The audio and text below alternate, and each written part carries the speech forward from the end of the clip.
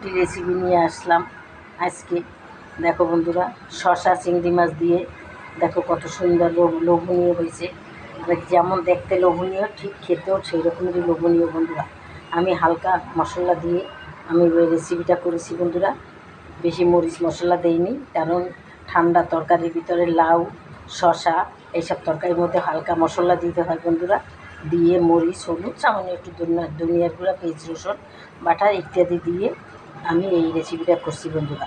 তোমরা এভাবে রান্না করে খাবে, দেখবে কত মজা। শসা তো অনেকভাবে রান্না করা যায়, কিন্তু এটাও এই চিংড়ি মাছ দিয়েই আমার কাছে বেশি ভালো লাগে। মাংস দিয়েও খুব মজা লাগে, এবং ডিম দিয়ে রান্না করা যায়। কয়েকদিন আগে আমি ডিম দিয়ে রেসিপি দিয়েছি বন্ধুরা, আজকে আমি শসা দিয়ে চিংড়ি মাছ দিয়ে দিয়েছি। যাই হোক বন্ধুরা, যদি আমাদের ভালো লেগে থাকে তাহলে অবশ্যই আমাকে একটা লাইক দিবে, আর আমার চ্যানেলটাকেও সাবস্ক্রাইব করে দেবে এবং শেয়ার করে দেবে। তাহলে আমার নতুন নতুন বন্ধুরা দেখবে, আর আমি ছোটোখাটো এই ধরনের ভিডিও নিয়ে সব সময় তোমাদের মাঝে আসতে পারবো। তোমরাই পারবে আমাকে এগিয়ে নিয়ে যেতে। তাহলে আজকের মতো রাখি বন্ধুরা। আসসালামু আলাইকুম, খোদা হাফেজ। যে যেখানে থাকো ভালো থাকো।